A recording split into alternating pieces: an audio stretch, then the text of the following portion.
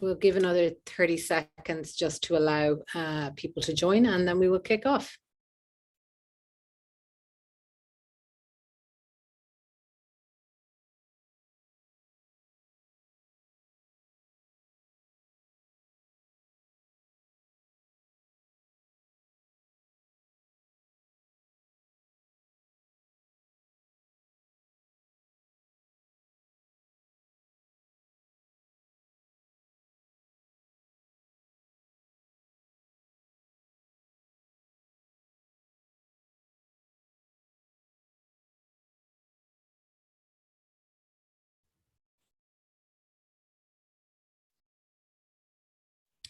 Okay, it's just after 4 o'clock BST, so I think we'll get our proceedings underway. Afternoon, everybody. I know people are joining from different parts of the globe after afternoon here in Europe. Delighted to welcome you to this webinar, which is hosted by the Counter-Extremism Project, or CEP. I'm Lucinda Creighton, and I am Senior Advisor to CEP in Europe. We are a non-profit and non-partisan international policy organisation, and many of you will be familiar with us and will have joined our previous webinars and events, both online and in person. But for those of you who don't know, CEP was formed to combat the growing threat from extremist ideologies and terrorism globally. In Europe, we have advisors and experts who are spread across the continent, and we have offices in Brussels, London, and Berlin. And CEP has pioneered efforts to combat extremists' radicalization and recruitment tactics online. It's a really big part of our work stream. We've called on internet companies, in particular social media platforms, to take action and to adopt policies to stop the misuse of social media and online tools, the misuse of social media and online tools by identifying and exposing extremists who have quite successfully weaponized social media platforms for nefarious purposes.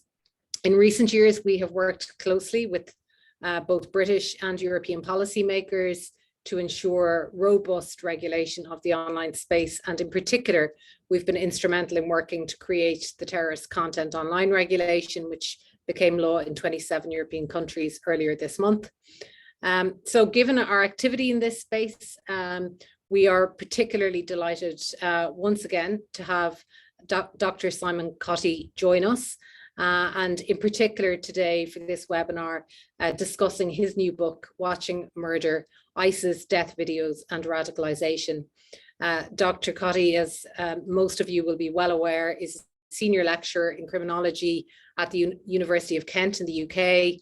He is a contributing writer with The Atlantic and a contributing editor at Studies in Conflict and Terrorism. His research interests are in the areas of apostasy, deviance, political violence and terrorism, and war. And he is the author of countless articles and academic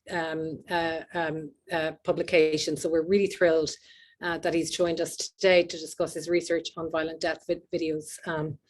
And of course, once again, Dr. Cottee will be interviewed by our own Liam Duffy. Liam is a strategic advisor for the Counter-Extremism Project based in the United Kingdom. And Liam previously delivered the British government's Prevent strategy in London. He's also authored extensive research on violent extremism and is a regular contributor to a range of publications such as On Hurst, The Spectator, CAPEX, and many more. So I'm delighted to hand over to Liam to kick off the discussion, and looking forward to a really thought-provoking conversation. So thanks, Liam, over to you. Fantastic. Thanks, Lucinda. Can see from the list of names, we've got a few people who have joined us for a few of these discussions, and possibly the last time we had Simon on to talk about his last book on ISIS in the Caribbean, particularly in Trinidad and Tobago. What we'll do is we'll have a bit of a back and forth between Simon and I. He'll obviously introduce his new publication, and then I will, if people have questions, like, feel free to use the Q&A function rather than the chat, because it will just be easier for me to keep track of.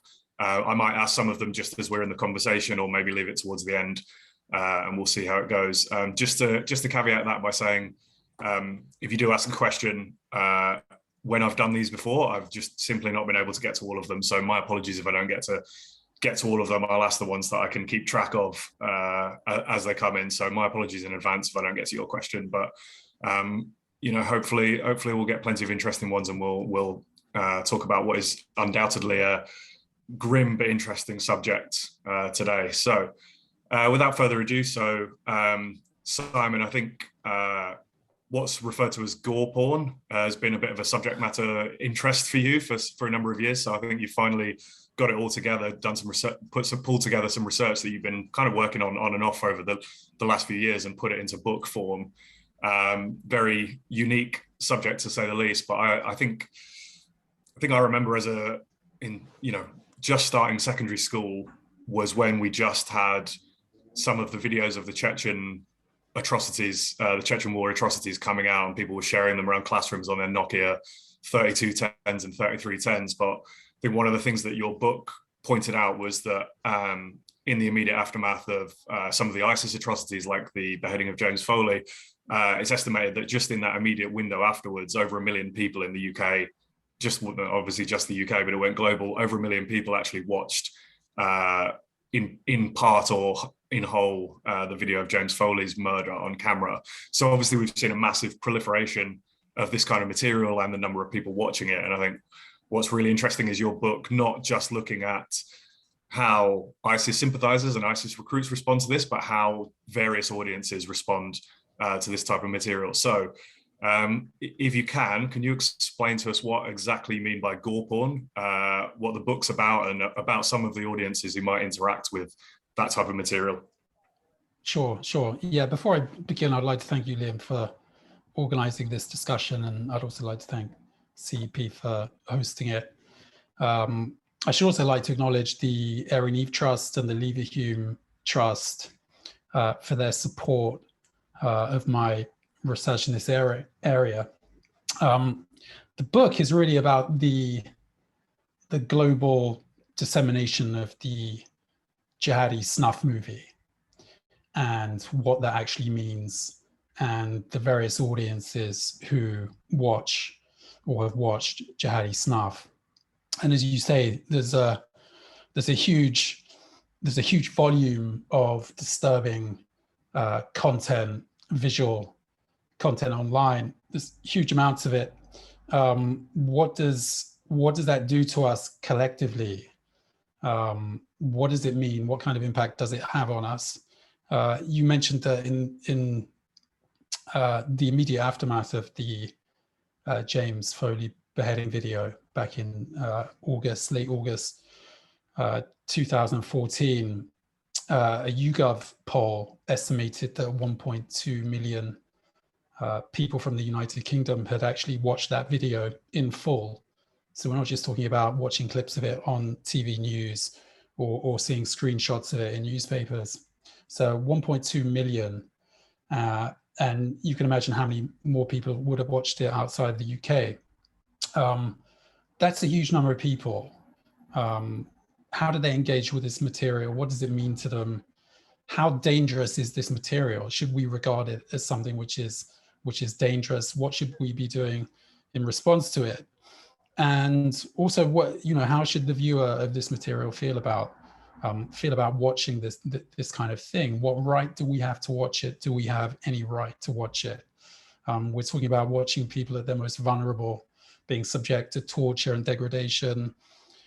Does the viewer have any kind of moral right to watch it? Are there any conditions under which it's okay to watch this stuff? So I'm kind of interested in that. The book is about the sheer prevalence of this material. As you know, this material was everywhere online in 2015, 2016. Since then, social media companies have gotten much more effective at taking it off the internet. But huge numbers of people have exposed themselves to this kind of material. What has been the impact of that? Has this led to a kind of global desensitization toward violent material online. So the book probes that. It's not so much interested in the content of this material, and its focus is on the jihadi execution video, particularly ISIS execution videos, which went viral, some of which went viral in 2015. So it's not really focused on the content of that. There's been some great work done on this. Charlie Winter and Aaron Zellin, for example, have done some really good work on the thematic content of this material. I'm not interested in that. I'm not interested in doing another research article on Dabiq, or different humor motives in Dabiq, or sporting metaphors in Dabiq magazine. All of that stuff has been done to death. I'm not interested in that. I'm not interested in the content. I'm not so much interested in the dissemination of it too. And there's been some good research done on that. J.M. Berger has done research on how ISIS weaponized Twitter. Mia Bloom has done research on how ISIS has used Telegram as a way to disseminate its propaganda. I'm interested in the audience, and this seems to me to be an under-researched area, which is kind of, in some respects, is odd, because terrorism is primarily about creating spectacles of violence. And so you'll recall famous quote from Bernard Jenkins, who said in 1974, terrorism is theater.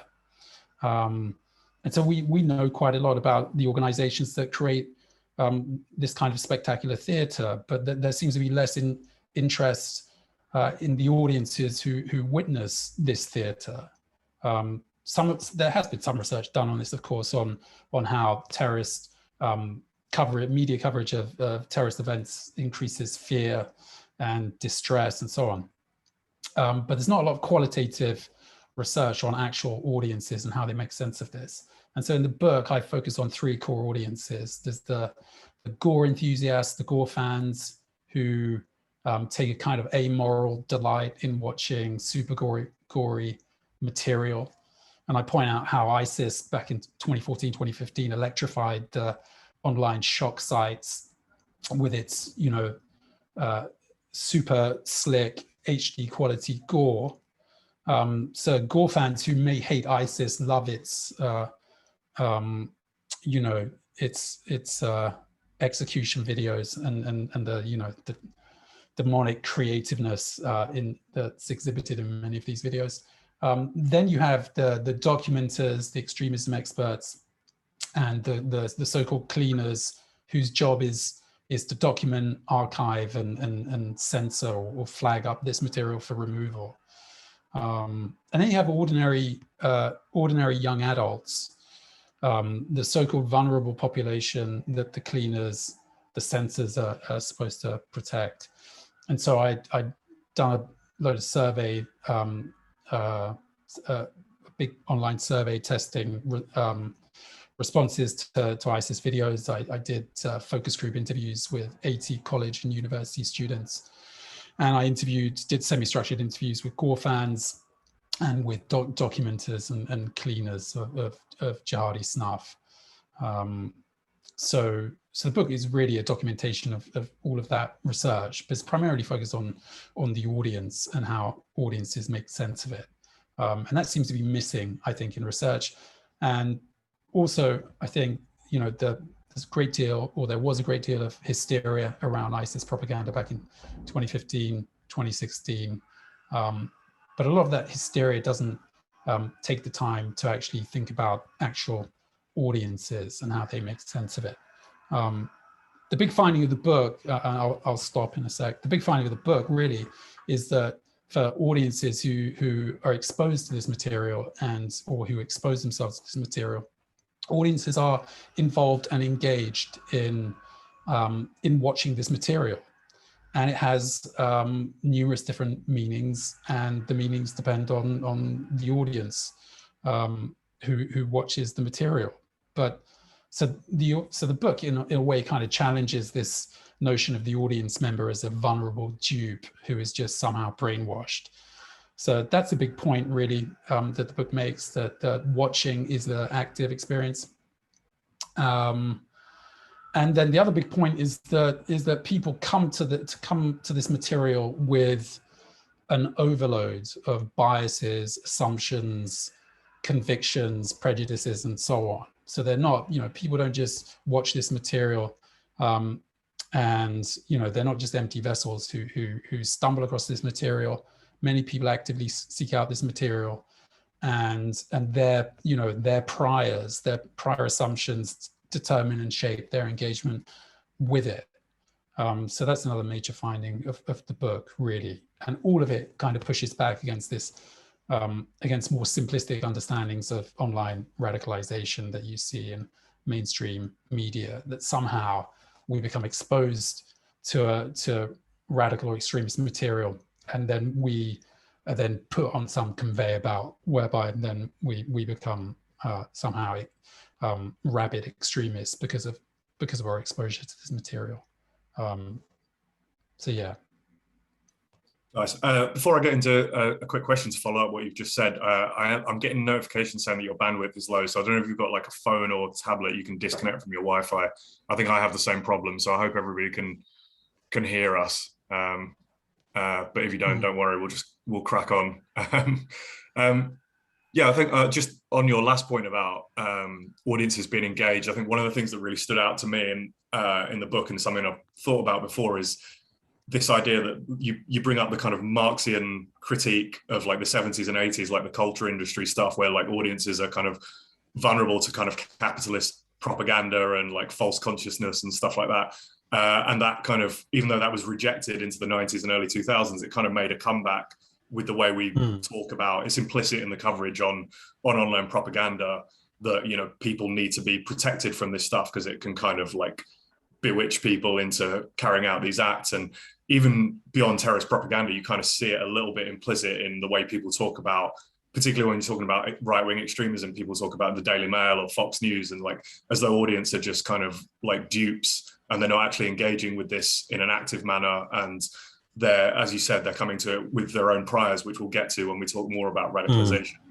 But yeah, if you could expand a little bit on how audiences engage differently, what are the different responses? Yeah, well, I mean, it depends on who you talk to and who the audience is. I mean, if you interview, documenters or people whose professional role is to look at this material, then you get a very different kind of account making from, say, people who are interested in watching gore. And so I talked to a bunch of documenters, and the kind of overwhelming impression you get is that this material is disturbing for people whose professional role is to document it, and that it's potentially very damaging, is traumatizing, is traumatic. So that is one kind of account. If you speak to gore fans, then you don't really get this whole trauma discourse. You get all kinds of other kinds of account making. One of dominant forms of account making from gore fans is that they have an entitlement to watch this material. That jihadi gore is actually a form, or gore in general is just a form of reality news. That we have a right to see uncensored material. But even gore fans talk about being desensitized. Many gore fans I interviewed said that they went through a process of desensitization. The first gore video that they watched, they felt sickened and even vomited, but then after repeated exposure, then they become somehow inured to it. Other gore fans said, well, no, they'd always been desensitized anyway, that they felt numb. And so in fact, the reason why they sought out gore online was to actually see if they did have a kind of moral conscience. Would anything shock them? And for some of them, the answer was actually no, that they felt completely indifferent. And so there was no process of desensitization. So, I mean, a lot of this depends on the positionality of the person who comes into contact with the material. So some people who did my survey were white supremacists. I did a survey back in 2016, 17 with a colleague at the University of Kent, where we surveyed 3,000 young adults and asked them what they thought of ISIS videos. And we in fact showed them a number of ISIS videos and then asked them questions about this. One white supremacist told me that he really enjoyed ISIS videos because they basically reconfirmed his own prejudices that he had about Islam, that for him, it was just confirmation that this is the true face of Islam. And then, of course, paradoxically or not so paradoxically, you have a contingent of ISIS supporters who also say the same thing, that, ISIS is the real deal. And this is what real, the executions in the videos are authentic Sharia punishments. This is a good thing. And so the meanings vary and the engagement varies. Some people are fearful, others express anger, sense of pity, still others express feelings of disgust and horror. And in particular, in the online survey we did, feelings of horror tended to predominate over other feelings. The sense of disgust. We showed the opening clip of a beheading video, a mass beheading video, called Although the Disbelievers Dislike It. This was released in, I think, November 2014. And so it was a mass beheading video of 22 supposedly Syrian fighter pilots. And it was one of the first videos featuring a Western hostage at the end of that. It was Peter Kasich. But they showed everything. They showed the simultaneous cutting of the hostages. And so you saw everything. There was no merciful cutaway. We couldn't show the whole of the video, but we showed the first couple of minutes of it. And so most people expressed revulsion. But then we asked the survey respondents, would you like to continue to watch the video till the very end, to its gruesome climax? And 33% said, yeah, I would like to see the whole of this. Of course, we couldn't show it to them because of ethical constraints. I thought that was a pretty striking statistic. 23% said that they wanted to see and they didn't want to see. So feelings of ambivalence. And then the remainder said that they absolutely did not want to see it. So you have about 50% of people who would want to see some of the video to its final climax. And so part of the reason for doing the book is to explore the motivations of the 33% who said that they wanted to see the video towards the gruesome climax. And of course, there is a kind of classical literature on this which testifies to the seductions of gruesome spectacles. And so this goes way back even to Plato, who recalls a story. Plato's Socrates recalls a story about Leontius, who comes across a pile of bodies and who are criminals who have been recently executed, and there's the executioner standing by them, and Leontius says, feels disgust, and at the same time he feels this irresistible urge to take a look, and then he finally says, "Oh, feast! What a feast this is for my eyes," and watches these dead corpses. So the allure of this kind of material is well attested to.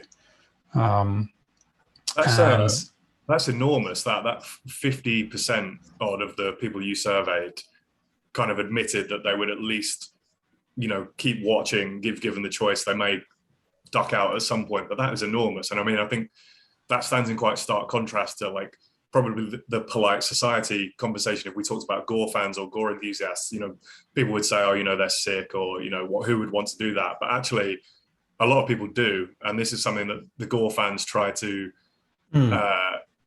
point out hypocrisy in others, isn't it? In your book is a common thing. They say that people slow down to watch a car crash, or lots of people watch this, and even I've just seen a question from a practitioner pop up in the Q&A, but like even, there are a lot of terrorism researchers and things like that who definitely don't need to watch this stuff, but do watch it. And, as you even said introspectively in the book, you kind of created a high-minded excuse for why you needed to watch this stuff. And I think I've done the same. But that is striking that so many people, even though we might consider them at the margins of society, but so many people would be willing or want to watch this stuff. Yeah, no, it is striking. But the conventional view is that people who watch this material are somehow perverse or perverted. And so there's a quote, I quote an interview with the father of Daniel Pearl, Judea Pearl. So Daniel Pearl was the Wall Street Journal journalist who was kidnapped and murdered in 2002 on camera. And so Daniel Pearl's father says that I can't imagine why anybody would want to watch we would never ever watch the murder of our son, and which kind of depraved individual would want to watch this stuff. Well, it turns out that lots of people would probably want to watch this stuff. And I actually included, I kind of confess at the opening of the book that when I was a student doing a PhD at the time, I sought out and watched this video. And I had no reason really to do that other than a sense of morbid curiosity. And I certainly had no real justification for watching it. And watching it, as I say in the book, was not a particularly useful experience at all. And so, but it does seem that large numbers of people want to watch this material, including also, and this is kind of uncomfortable in a way, but also including large numbers of terrorism experts or scholars who make it their business to watch this stuff. And there are a huge number of individuals who are watching or who have exposed themselves to this material. And I guess that, the justification for it is there's a kind of, Susan Tate has done some research on gore fans, and she says, well, there's an amoral lens or gaze, and that's the gore fan who says, this is incredible, this is fantastic, kind of nihilism, a nihilistic celebration of the spectacle of violence. Then you get this entitled gaze where the gore fan will say, well, no, this is a form of news. I should be able to watch this material. It's telling me something about what's going on. I don't want to watch some shit on CNN or mainstream media that's going to give me some false narrative. I want to see what the world's really like. Gore tells it like it is. So this is the entitled gaze. I have a right to watch it. I have a right to know what's going on. In a sense, the extremism researcher also has this kind of entitled gaze that I am studying this material because it is socially useful. We need to better understand the groups that produce this kind of snuff, and so I need to document this material. So that's the kind of rationalization, justification for watching it. And then you have certain people who are tracking this stuff who spend an inordinate amount of time doing so, and without even getting paid for doing it. And so it does invite the question, well, why would you spend so much time looking at such a dark subject matter? And of course, the self-righteous explanation that's given is because it's a dirty job, somebody has to do it. And in fact, I'm risking traumatizing myself to do this job. And yet, I'm saving lives doing this job. I'm providing evidence and so on. Of course, gore fans will give you a different account because they're part of a different context. They don't have to give that kind of self-righteous account, although some of them will say that they're entitled to watch, but huge numbers of them just say, will admit their base motives in watching, will say that, yeah, I'm a terrible voyeur. I enjoy watching this stuff. I have a morbid curiosity. Now, no scholar or expert who tracks this stuff is going to say I have a morbid curiosity about death and violence. They can't say it. Why can't they say it? Because they would portray themselves in a very negative light. So they're incentivized then to say, watching this has caused me harm. In fact, I am traumatized by exposing myself to this material. it has damaged me. Now, okay, with account making, one thing, when you get accounts like that, you have to, there's different ways of dealing with accounts. You can take them for granted, or you can skeptically probe them.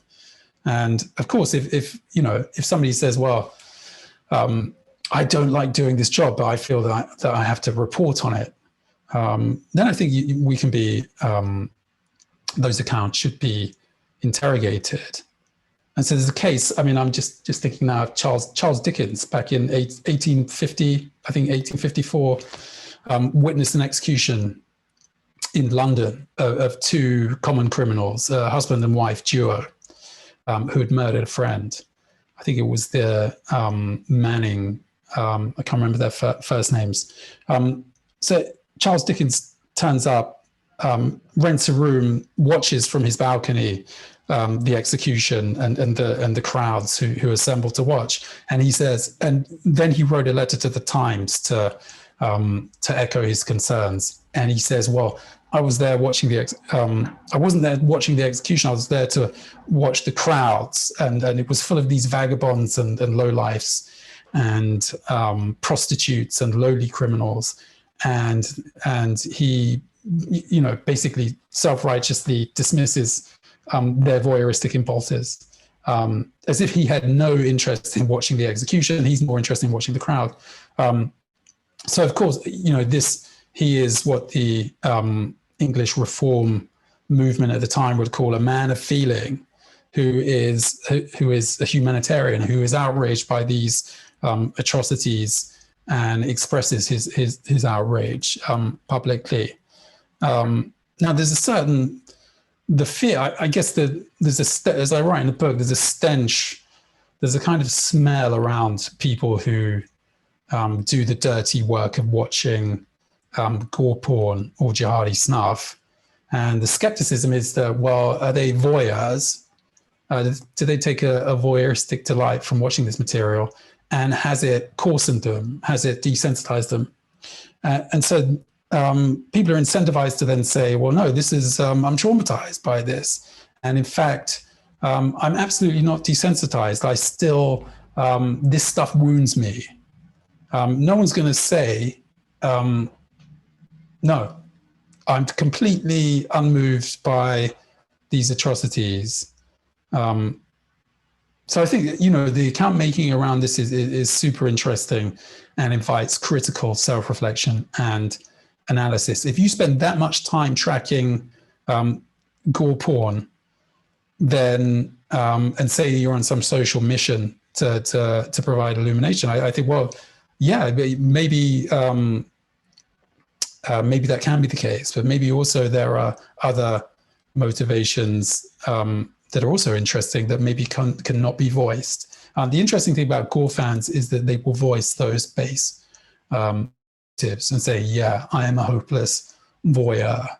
And in some part of the book, I talk about my own motivations for watching this material and touch on this question of voyeurism, because I think any criminologist of the extreme maybe perhaps has to own up to some voyeuristic impulses, I think. But of course, no one wants to say that publicly because it makes them seem like an absolute, unfeeling bastard. A psychopath, yeah. Well, I just want to clarify. I've obviously read the book; it came out a few days ago. When you talk about the justifications that especially extremism researchers and terrorism analysts use for their own engagement with this content, you're not necessarily just being overly kind of critical towards them, because there's an introspective voice throughout the book, isn't there, about your own thinking back to your own kind of high-minded justifications for doing this stuff yourself, and there's some regret in the book, I think, and I have my own regrets about this stuff. I think at one point you talk about machismo, and I think there's an element of that there as well in both the wounds and saying that this doesn't affect you. There is kind of some social credit to be gained here a little bit. If you say that you're traumatized by this, there's some social credit to be gained from that, but also there's some social credit to be gained from saying how resilient you are and stuff like that. And I think my own tone, even just in private conversations, I've regretted before looking back or regretted. And I'm not somebody who actually engaged with this stuff very much. Like when I did have to watch stuff, I always cut it before it got to the nasty stuff. But I did have a morbid curiosity about, how do people behave in these last moments? What are they going through? But also trying to understand the group itself. So, sorry, a bit of a long-winded inserting myself into it, but I just wanted to know why you felt the need to put that introspective voice and kind of like open up a little bit in the book as well. Yeah, I guess I guess some sociologists would call it auto-ethnography. I definitely wouldn't want to call it that, but there is a kind of introspective voice that runs through the book. I did worry about that because I thought it just makes it seem very narcissistic and self-indulgent. And, I didn't want it. So, yeah.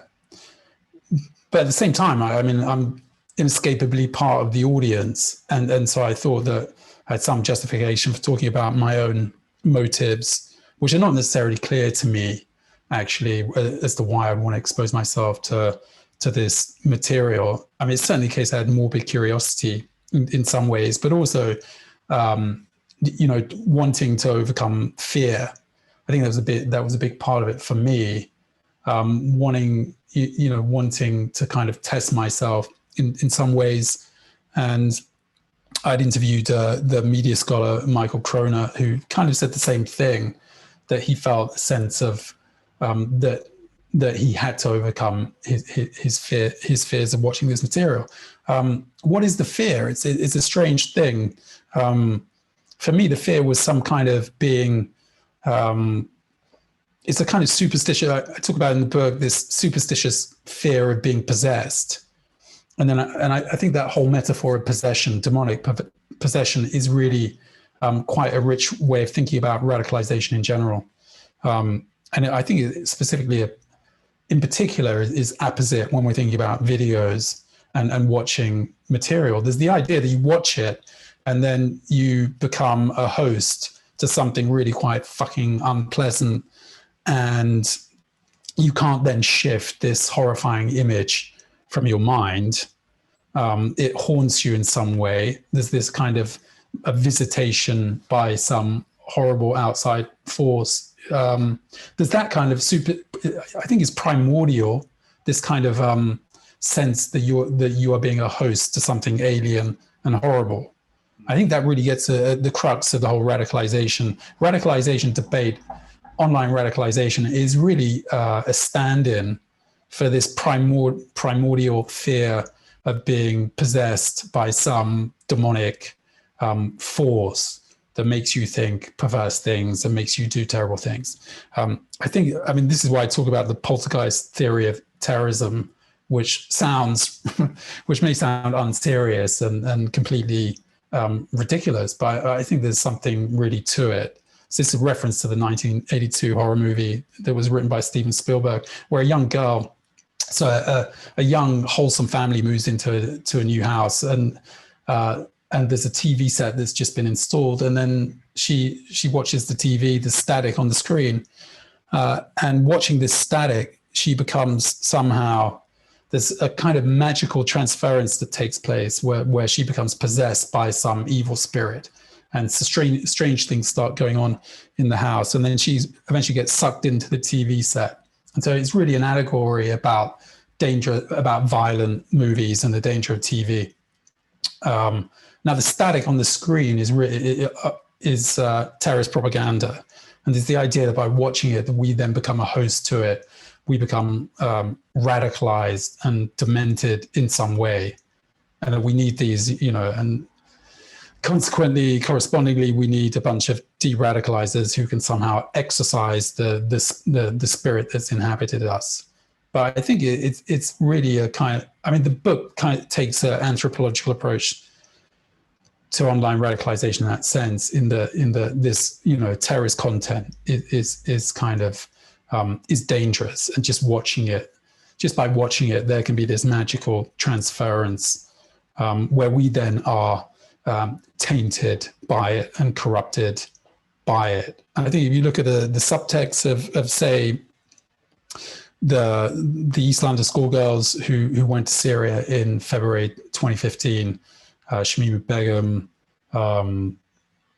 and Amira Bays, Khadija Sultana, the kind of subtext to that was these young, super smart, precocious girls had been somehow possessed because they had been radicalized in their bedrooms. There are these innocent young girls who have been exposed to shadowy online recruiters, and so suddenly they're then doing crazy things, saying crazy things. If you look at their social media and so on.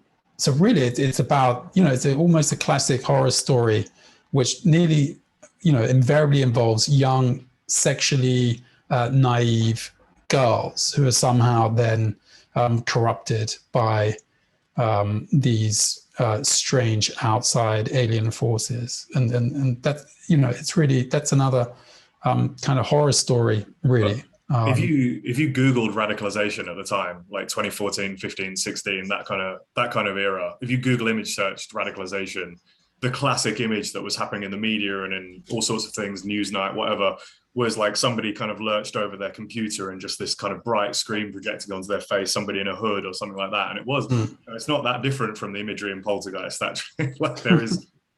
And I just want to bring up a comment that's come up in the Q&A before we continue with radicalization. But the really interesting comment from Mila said she's noticed with like younger researchers talking about how much kind of violent propaganda you've watched and how much it's damaged you is almost becoming like a way of proving one's kind of credentials. That's interesting, yeah. Yeah, I thought that was a really interesting comment, just to riff on what you were saying. But one of the things that you find, and I think there's all sorts of evidence to stack this up as well, is that people who engaged with ISIS propaganda with a view to joining the group, it was more the case that people who were kind of already sympathetic or already radical would seek out the material rather than like the material was kind of reaching into their bedrooms and into their brains. So we kind of got it, like, I don't really know where it came from because I'm not aware of any real academic research that said that, that's the kind of online radicalization as popularly framed was actually ever happening, but it became the dominant theme from authorities, particularly I think from like law enforcement, from governments and journalists as well. So your research finds it's the other way around, particularly with ISIS. People are already, especially in real world kind of networks and settings that are engaging with the content, they're already radical or already sympathetic rather than becoming so because of exposure to the content. Yeah, I think that's the key point. Actually, just before talking about this, going back to the other point, something Aaron Zellin said to me was that he'd become annoyed with this idea that watching extreme jihadi videos was a kind of, I think he called it a hazing ritual, or it was some kind of ritual that you had to go through to confirm that you were the real deal. There's definitely something to that. And I also confess to that impulse that I had back in 2014, 2015, where I probably would talk to people privately about how many videos, ISIS videos, execution videos that I'd watched, as if that was something, there was some heroic manliness in doing that, which is plainly ridiculous. And there is something to that. I mean, and you would have tons of researchers online who were circulating links to advertising banners to the latest ISIS video, and I'm kind of almost ashamed to admit at the time that I felt a vague throb of exhilaration every time I heard some rumor that a new video was about to drop, and wondering just how gruesome and demonic it would be. I think there's definitely something to that. That's quite common among terrorism researchers, that sense of exhilaration. I don't think many people would admit to it, but of course it makes people feel important in their lives and jobs. And I don't mean this in a critical or accusatory way, but of course that is complicated, the way people respond to these things. And I think a lot of people do feel that sense of thrill or exhilaration. Yeah. Not in a positive way. I think, you should be accusatory. Maybe name some names here. No, that is the case. Yeah, the people would circulate these banners or say, yeah, I watched this video, it's absolutely horrifying, but you should not watch it, and you should not be circulating this material. Only I'm part of this kind of cathedral of elites who elite experts who can watch this material, but really you shouldn't watch it. You're too dumb, you're too stupid and vulnerable. But of course I have it's okay for me to watch it. I mean, that's partly what I touch on in the book is there's an assumption, I think, that if you're going to write some shitty article, journal article on irony tropes in issue 10 of Dabiq or whatever it is, then if you're going to do that, then you have a right to look at some gruesome material and to watch terrible videos. But it occurs to me, maybe we don't have the right to do that. I think all the focus is on what is the impact on me. Well, watching this material, what about the cost for me? Well, let's think about the cost, the moral transgression that's being you're watching involves. And we're talking about invasion of privacy and dignity of the individuals who are murdered in these videos. There's no discourse. Where's the discourse on that? It's all this narcissistic focus on I'm traumatized. This has hurt me. Of course, I'm not desensitized, but it's okay for me to watch a murder video. Now, clearly, if you're watching, no one is going to be saying this of child abuse videos. No one's going to say, I have a right to watch this material. And yet you can watch the torture and brutalization of individuals who have their heads cut off or heads exploded or whatever it is. It's okay to watch that because somehow you're writing a journal article on it. I think, we need to think, is it okay, morally speaking? Do you have the right to watch this kind of material?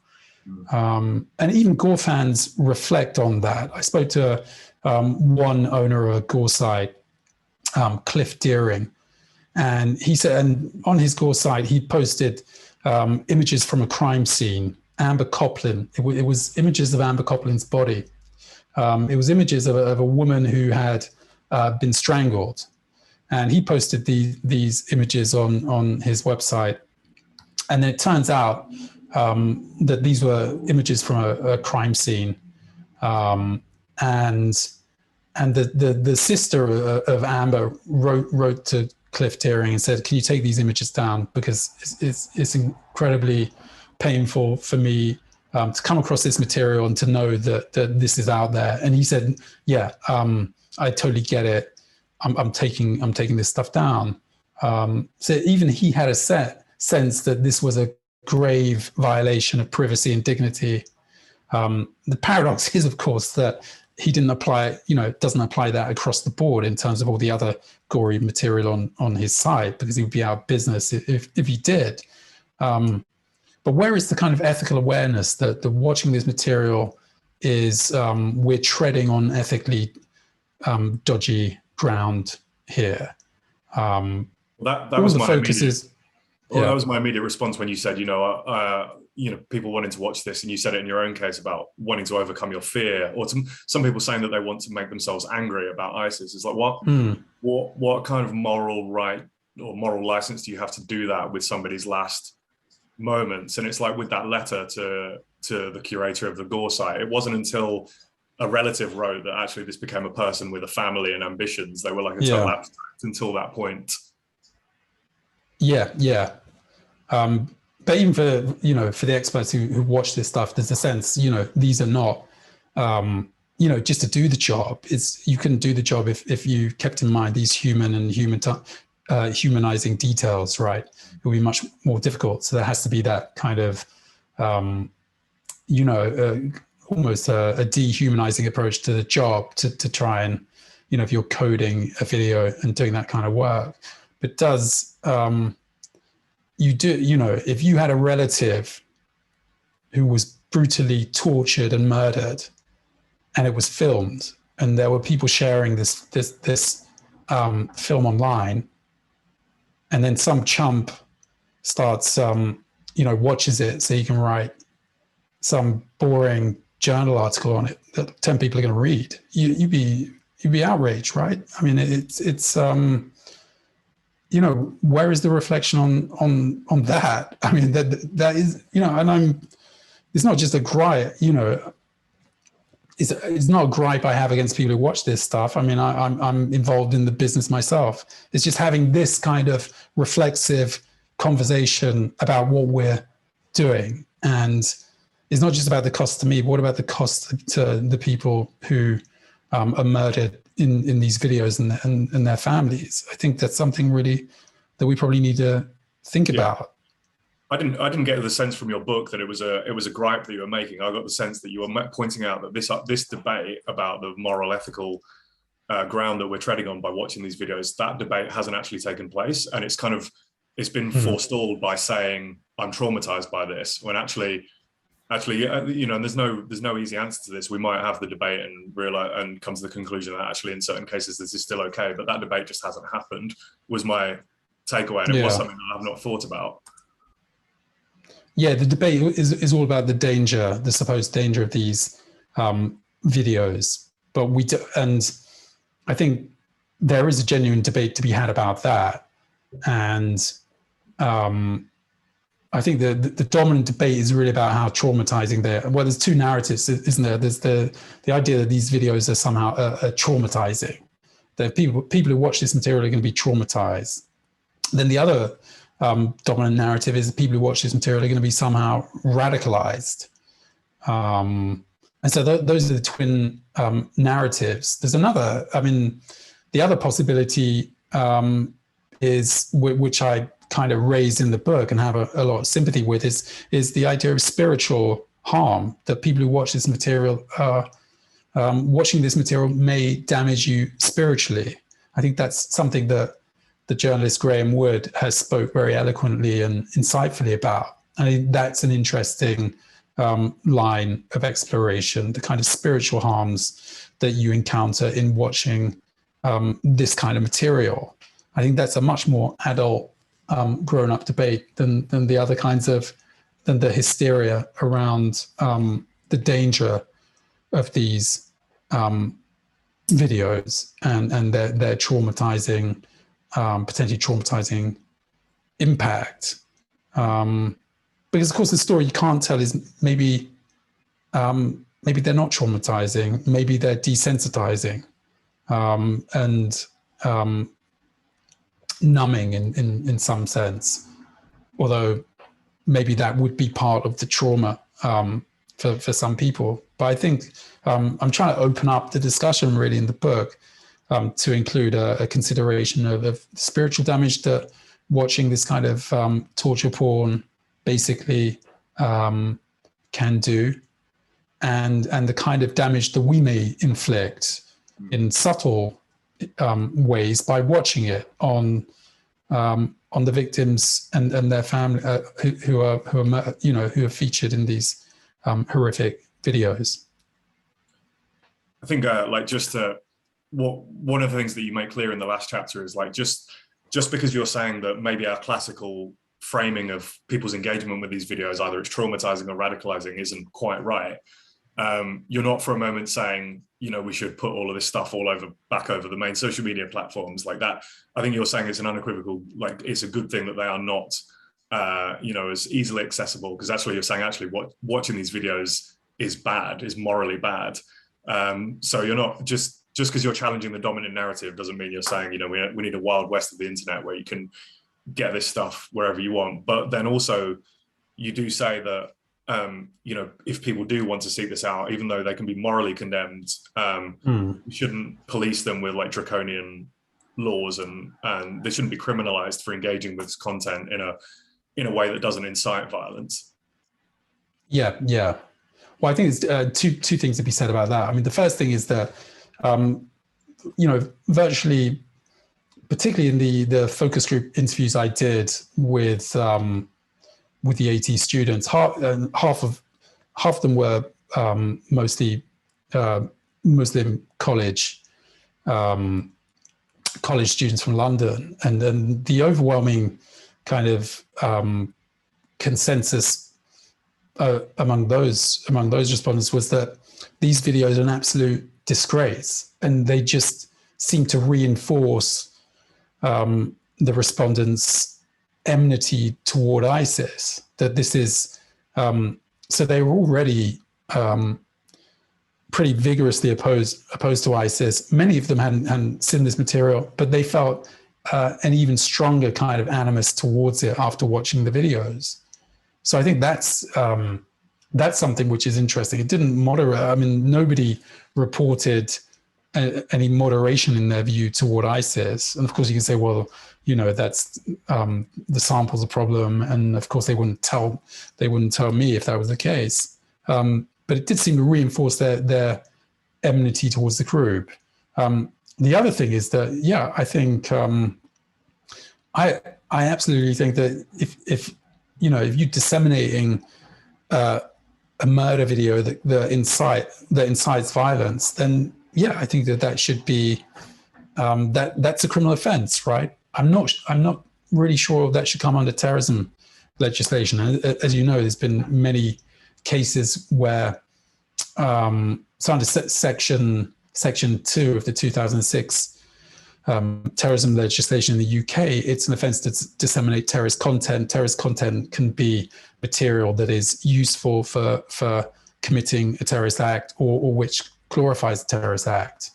Now, a lot of people have been convicted under that instrument recently and done serious jail time under terrorism legislation. I'm not sure if that seems pretty draconian to me to manage that under terrorism legislation. I think I do think it's a problem. Especially a lot of the cases have been minors, right? They've been like teenagers. Yeah. Some of them with learning difficulties and things like that, like possessing, whether it's jihadi material or like white supremacist neo-Nazi material. Like, I don't know, I think the independent review of terrorism legislation in the UK kind of came out and said we need to find a better way of dealing with this as well recently. Yeah, no, that is right. But there's also been, there's a large numbers of Muslims who have been given quite stiff jail sentences for distributing links to Dabiq magazine, for disseminating, quite a few of the videos that I talk about in the book. I think it's draconian to manage that under terrorism legislation. I think, if you're disseminating, jihadi snuff for the purpose of inciting the murder of other people, then of course I think that should be a criminal offense. But if you're not doing that with that intention, if you're sharing a murder video because you think your friends may be interested in it, I think that's a moral issue. I don't think the state should be regulating that. And I know I've been on the receiving end of lots of these videos. And I talk about, being in a mostly Muslim WhatsApp group, and people were disseminating the Christchurch massacre, Brennan Tarrant's POV rampage video. And I said, I said to the people who are distributing it that, maybe this isn't a good idea. There are innocent people who horribly murdered in this video, and their families would probably not want you sharing this over a social media app, over WhatsApp. And many of them responded by saying, well, no, this is the true face of white supremacy. We need to see it. We need to raise attention around this. Now, I don't think that they should be subject to criminal conviction because of that. I mean, it's a different story if they're saying we should now respond with retributive violence against white people. It's different if a far right activist is disseminating that video with an intention to radicalize other people and encourage them to emulate Tarrant's actions. But but if you're not distributing it with that intent, then I don't think you should be prosecuted. I certainly shouldn't be prosecuted under terrorism legislation and label as terrorist because you distribute that content. I do think it's a moral question where people need to reflect on whether they think it's the right thing to circulate this kind of thing. And also, I want to invite people to reflect on what they're doing when they're watching it. I don't think it's just benign. It's a benign activity watching this kind of material, not just in terms of the spiritual risks that you run in watching it, but also because of the moral, the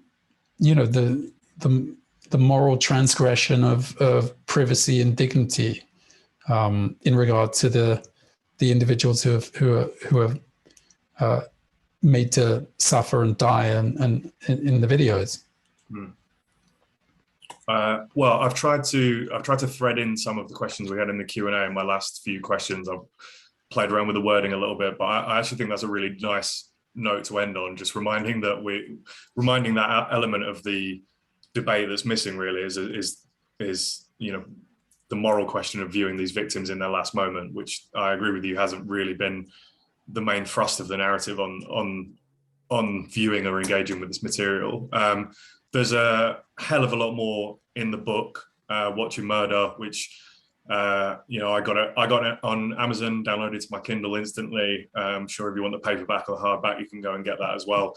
But Simon, is there any final thoughts or comments you just want to address or bring up before we wrap it up?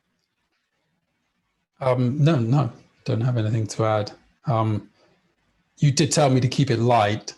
As light as you're capable of doing, I think. But like I said, hopefully that's just served as an introduction to some of the key themes. But definitely go and get it.